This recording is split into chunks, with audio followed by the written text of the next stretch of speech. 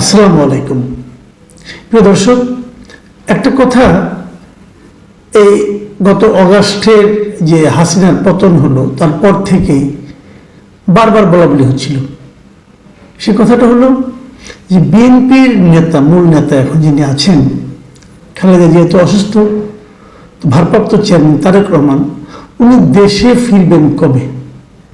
এটা নিয়ে আমিও একাধিক জায়গায় কথা বলেছি, আমার এখানেও কন্ট্যাক্ট করেছি এবং আমি প্রত্যাশা করেছি যেন উনি দ্রুতই দেশে ফিরে আসেন। এই বিষয়টা নিয়ে অনেকেই কথা বলেছেন এবং তার দলের নেতৃবৃন্দের মুখেও নানা ধরনের কথা শুনেছি।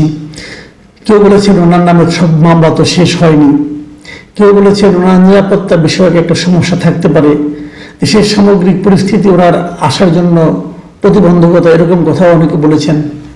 নানা বিতর্ক এটা নিয়ে হয়েছে। সর্বশেষ আজকে এটা নিয়ে কথা বলছি এই কারণে যে আজকে ওনার নামে থাকা আদালতের, বিচারিক আদালতের সর্বশেষ মামলাটাও শেষ হয়ে গেল।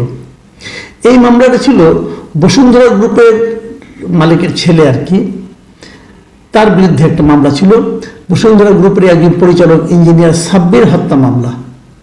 সেই মামলায় আসামি ছিল বসুন্ধরা গ্রুপের মালিকের ছেলে এবং বলা হচ্ছিল সেই মামলায় সেই মামলাটা তাদেরকে বসুন্ধরার ছেলে, মালিকের ছেলে যিনি ছিলেন, তাকে মামলা থেকে অব্যাহতি দেওয়া হয়েছে অথবা মামলাটা শেষ করে দেওয়া হয়েছে। এর পেছনে কাজ করেছিল তারেক রহমান এবং তৎকালীন স্বরাষ্ট্র প্রতিমন্ত্রী লুৎফুজ্জামান বাবর।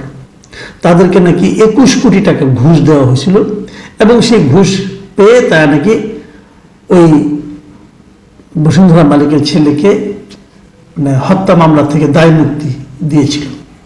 তো এ ধরনের কথা বলা হয়েছিল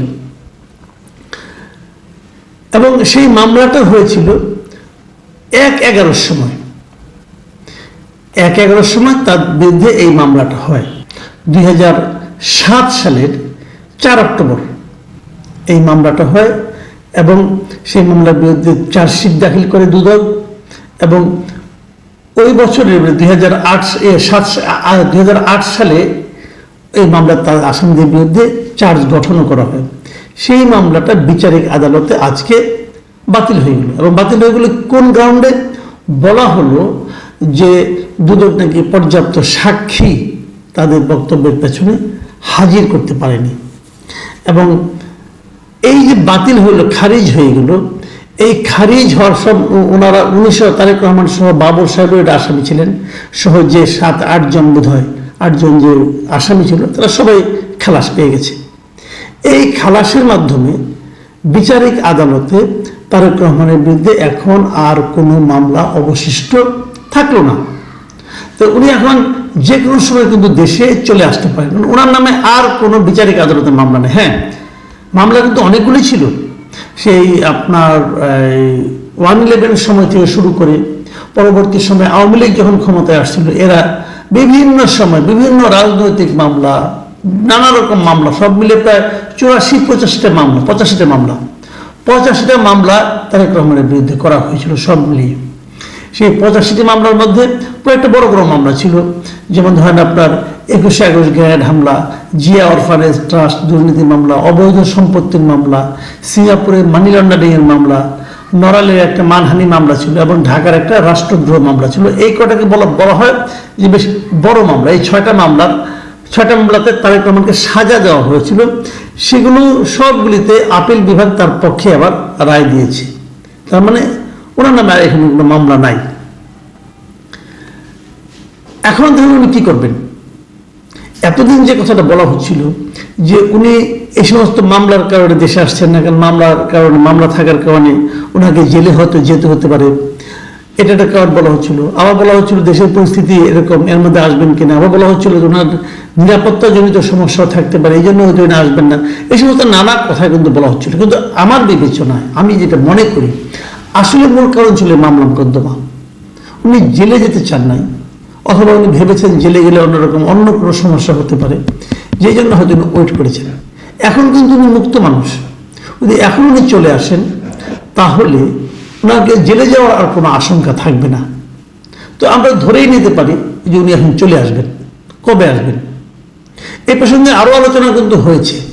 অনেকে বলা বলি করছিলেন যে খালেদা জিয়া যিনি লন্ডনে আছেন তার ছেলের কাছে, উনি নাকি দ্রুতই দেশে ফিরে আসতে চাচ্ছিলেন। তখন ওখানকারই নেতাকর্মীরা বলেছিল লন্ডনের যে আপনি অন্ততপক্ষে ঈদটা আমাদের সঙ্গে করে যান। সেই হিসেবেও হয়তো উনি ঈদ করতে রাজি হয়েছেন এবং ঈদের পর এপ্রিলের সেকেন্ড উইকের মধ্যে উনি দেশে ফিরে আসবেন। তখন বলা হচ্ছিল তাহলে কি মার সঙ্গে তারেক রহমান আসবেন? আবার আরেকটা সূত্র বলল যে না, উনি একা ওনার সঙ্গে আসবেন না, হয়তো খালেদা জিয়া আগে যাবেন, তারপরে সপ্তাহখানেক পরে অথবা কিছুদিন পরে তারেক রহমান আসবেন। এটা ছিল আগের হিসাব। কিন্তু এই যে সব মামলা শেষ হয়ে যাওয়ার ফলে যখন ওনারা গ্রেপ্তার হওয়ার কোনো আশঙ্কা নেই, কারণ আগে যখন এপ্রিলে আসতে চেয়েছিলেন তখন কিন্তু উনি জানতেন না যে এর আগে মামলাগুলো শেষ হয়ে যাবে। তখন হয়তো গ্রেপ্তারের একটা আশঙ্কা ছিল, ওই আশঙ্কাকে মাথায় নিয়েই উনি আসতে চেয়েছিলেন, এরকমটা তার নেতারা বলছেন, বিএনপির নেতারা বলছেন। তো এখন যখন উনি মামলাই নাই আর কোনো, এখন উনি যে কোনো সময় আসতে পারেন। আমি তো মনে করি ওনার উচিত দেশে চলে আসা, এবং আমি এটাও মনে করি সম্ভব হলে লন্ডনের নেতা কর্মীদেরকে দুঃখিত করে হলো দেশের মানুষকে সুখী করার জন্য ওনার ঈদের আগে আসা উচিত। কারণ এখন না আসার পেছনে কিন্তু কোনো লজিক নেই। যারা বলেন যে ওনার নিরাপত্তা জড়িত সমস্যা আছে, যারা বলেন নাকি, আমি মনে করি তারা জুজুর ভয় দেখাচ্ছেন। এই কারণে জুজুর ভয় দেখাচ্ছেন, তারেক রহমান যদি বাংলাদেশে নিরাপদ না থাকে এই পরিস্থিতিতে, বর্তমানে যে পরিস্থিতি আছে, তাহলে পৃথিবীর কোথাও নিরাপদ থাকবেন না। বাংলাদেশে বিএনপির যে কোটি কোটি সমর্থক আছেন তারাই তো তারেক রহমানের বর্ম। তারা থাকতে যদি উনি এখন নিরাপত্তা বোধ না করেন, তাহলে কি যখন উনি নির্বাচিত হবেন তখনও নিরাপত্তা থাকবে না, যখন নির্বাচনে অংশ নেবেন, নির্বাচনী প্রচারণা চালাবেন, তখনও নিরাপত্তা থাকবে না। এগুলো বলার জন্য বলা, এগুলো হলো যে ওনার না আসাটাকে জাস্টিফাই করার জন্য। কিছু লোক হয়তো চাচ্ছে, আমার এমনও মনে হয় যে হয়তো কিছু লোক চাচ্ছে উনি দেরি করে আসুন, দেরি করে আসলে ওনাদের সুবিধা হতে পারে। কিন্তু আমি এটা এই আশঙ্কা কিন্তু আমি উড়িয়ে দিচ্ছি না।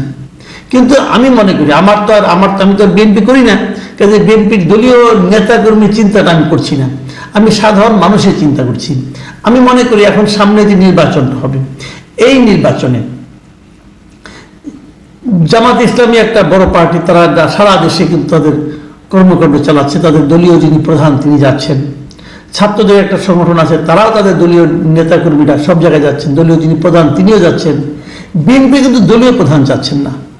আর বিএনপির মধ্যে যারা নেতা আছেন এদের মধ্যে নানা ধরনের লোকজন আছেন, কিন্তু একজন একজনকে মানেন, আরেকজনকে মানেন না, এবং পরস্পর বিরোধী কথাবার্তাও বলা বলি হয়। এখানে কে যে আসল নেতা বোঝাও যায় না।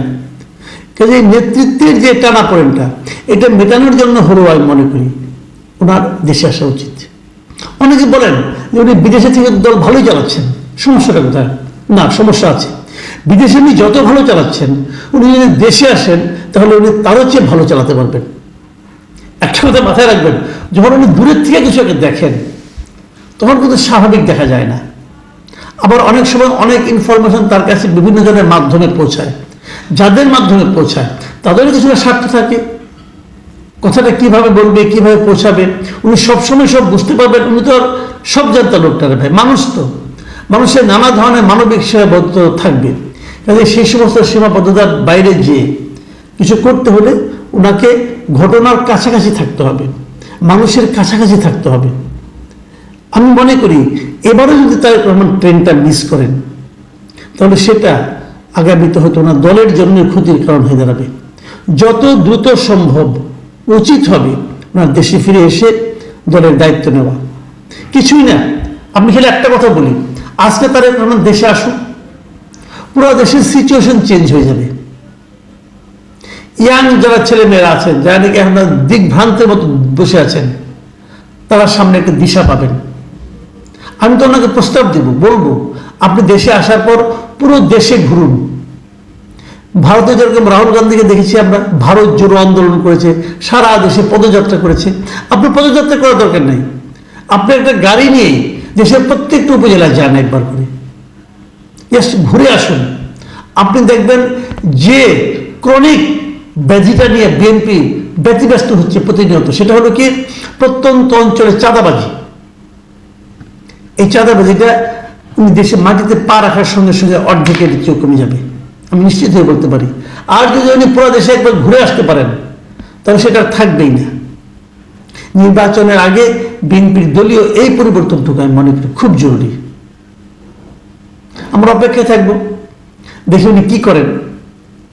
ওনার এই কি করেন এটার উপর নির্ভর করবে ওনার দলের ভবিষ্যৎ, এদেশের মানুষের ভবিষ্যৎ। প্রিয় দর্শক,